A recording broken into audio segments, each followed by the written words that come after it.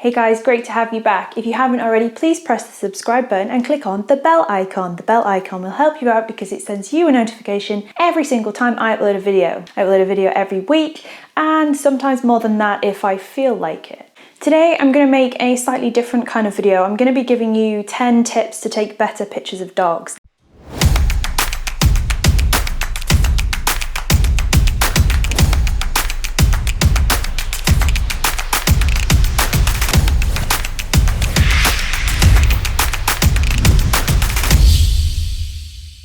This video will cover quite a lot of information that is relevant whatever you shoot with, so whether that's a phone, a mirrorless camera or a DSLR. There are, however, 3 parts of this video, 3 tips which are focused 100% on DSLR photography. I will make those very clear. If you want to skip ahead to the information which is relevant for anything else, please go to the timestamp on the screen now.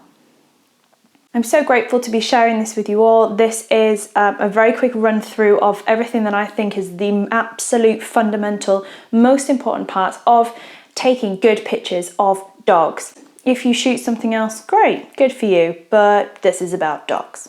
This video, we are going to go outside. I will show you how to do some of these things, but it is quite windy today, so I don't really want to be taking the audio outside, and because of that, I'm going to be basically introducing each of the points in here, and then I will intersperse clips from when we went outside to illustrate the points. In this situation, I'm just looking out of the window right now, and we have got beautiful blue skies with some cloud, but it's very thin cloud. The chances are when we go outside and I'm going to shoot all of the bits of these clips, the light is going to be quite harsh. This is not ideal, but I just want to illustrate the points. We are on coronavirus lockdown, trying to be responsible, so we are socially distancing and we are isolating. We've got a lovely big back garden, so we're just going to go out and shoot there. Ideally, you want to shoot in places that are more beautiful, more picturesque than the garden that we have, but we work with what we've got and we try and do the best for everybody.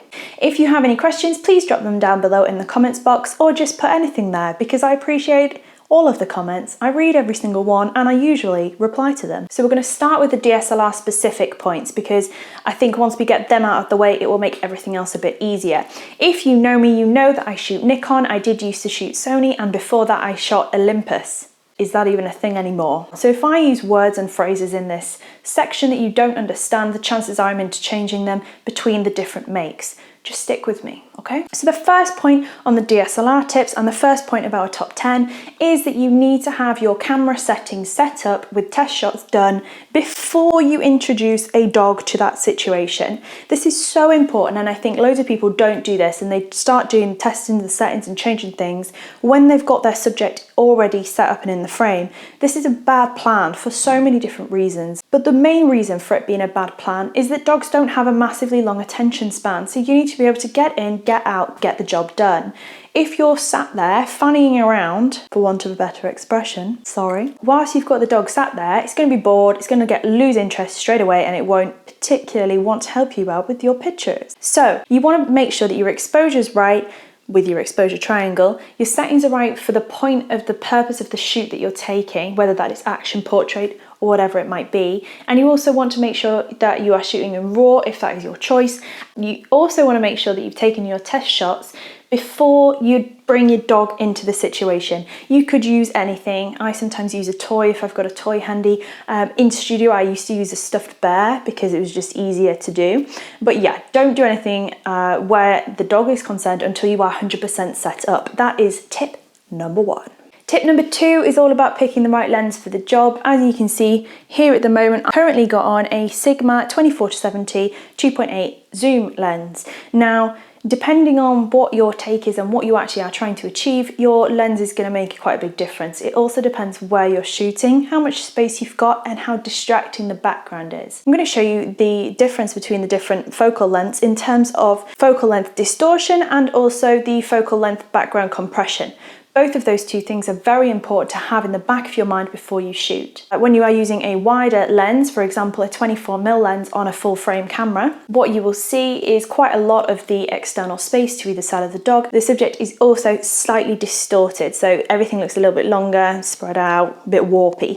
As you move further through the focal length ranges, we're just going to stop at 200, but you could go all the way up if you've got that kind of glass available. As you go up through them, the background becomes compressed, the field of view becomes narrower, And in actual fact, your subject is also compressed a bit.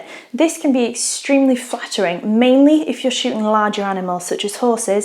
It makes all of their different proportions just seem better. So that's a really good tip. You need to know which lens you're going to use before you start to shoot. Are you with me? Okay, that was tip 2. The third DSLR point to note is one that I'm going to pick up right at the end. So I'm going to just leave it there for now. We're going to move into general photography tips. So tip number 3 is probably the most important when it comes to shooting dogs. And for this one, you want to get down to the eye level of the subject. If your subject is a Great Dane, eye level will probably you just be knelt on the floor.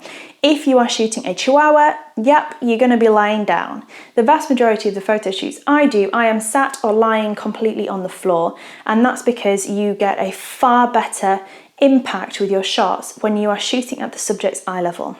Bear this in mind and make sure, as you can see, everything looks a little bit snapshot when you take it from above, but as soon as you get down to their level, the world becomes quite real, and actually the pictures are 10 times better. Tip number 4 is to analyze your backgrounds. This is something that is so important, and I've taught my students this from day one. Essentially, I call it background analysis, and you want to be scanning the horizon, the background, for things that could be distracting. This includes the standard things that other people mention, for example, telegraph poles coming out of dogs' heads. You just kind of want to avoid that. But it also includes different things as well. For example, colour. So if you've got a red poo bin in the background of your shot, your eye will be drawn there almost immediately, and that's because red is one of the most attractive colours to our eyes. Contrastingly, if there's something bright and white in the background of the shot, that's also going to grab your eyes because whatever's lightest you look at first. And finally, if you are in a situation where you cannot control your background, revert back to choosing the right lens for the job and have one which limits the amount of background in the shot. And similarly, you want to be trying to blur that background out as much as you possibly can. That's another important point. And finally, just move. If it's not working, just move to somewhere else. Tip number 5 is attention.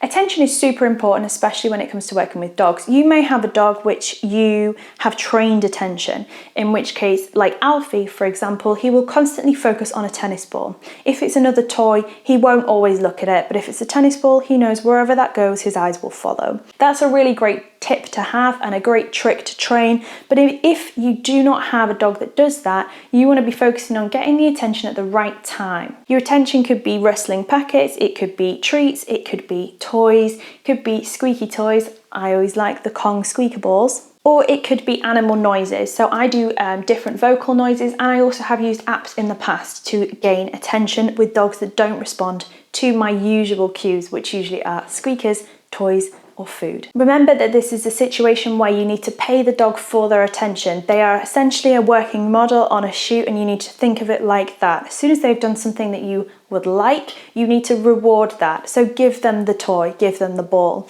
As the shoot goes on, you can extend the amount of time between giving them the reward, but keep giving those rewards reasonably regularly. Tip number 6 is composition in camera. Now, I've already done a full-blown composition video. If you haven't seen that, you want to go ahead and watch that now. I'll link it up here above. Open it in a new tab so you can finish this video before you start that one. And you're going to want to go ahead and have a look at that. Ideally, the things that I mentioned in that video, you want to try and achieve in camera whilst you're taking this photograph. So if you've got your eye level done, your background cleared, you've got your attention off the subject, everything's set up perfect, and all you need now is to make sure that the composition is correct. Knowing the theory behind composition will help you out so much. Tip number 7 is to get the eye in focus. So this is probably one of, this is the most important thing. You cannot and will not ever take a good picture of a dog if that dog is not in focus.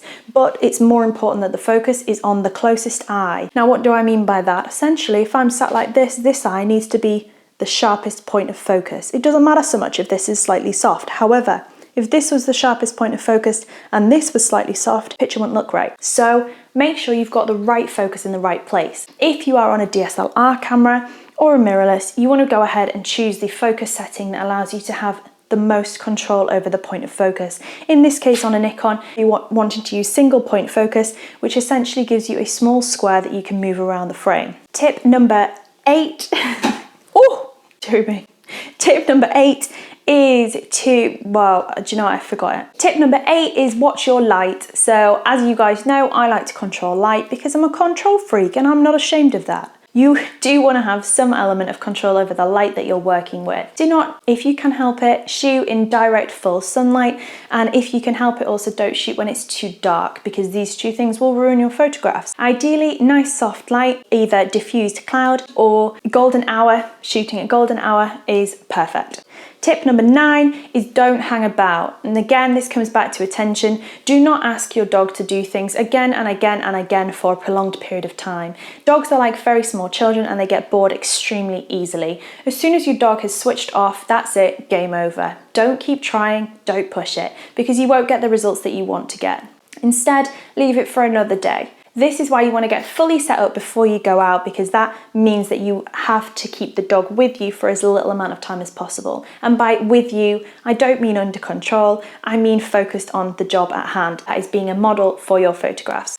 Dogs do not ask to be models, they do not believe that it's part of their daily job, but you can train a dog to be a model. I've done it. Alfie is a very experienced dog model. He is the dog that we'll be using for most of the clips in this video, and he is very well trained for photography. However, even he has a limit. It is larger than the vast majority of dogs I've ever worked with, but even he has a limit, and I don't push it. As soon as he's decided time's up, time's up. We keep it fun, we keep it entertaining, and we keep things moving quickly. We don't take too long to take any shot, we just get it and get out. That's the importance of knowing your camera, knowing your kit, and having your settings correct. And finally, tip number 10, which comes back around to our DSLR ones, is learn how to edit your photographs. Please guys, some of you are taking the most incredible photographs, and with just a little tiny bit of a tweak, they could be sensational. And I mean this, I really do. You guys are so talented. I've seen some of your work. You guys share it with me either in the Facebook group or direct via email. And I really like to see it, but often the editing is just a tiny bit off. I'm not professing that my images are perfect by any stretch of the imagination. I don't think that my images are the best in the world, but I'm confident in my editing skill, and if I can, I will always enhance an image in post-production. And the reason for this is quite simple. Essentially, if you want to be paid as a photographer, you need to be consistently producing work that the general public cannot produce themselves. Unfortunately, in the last 20 years, there's been massive advances in publicly available, affordable technology when it comes to photography. We might have the very expensive cameras, but a picture coming out of that, especially as a raw file, is flat and boring, even if everything else is perfect.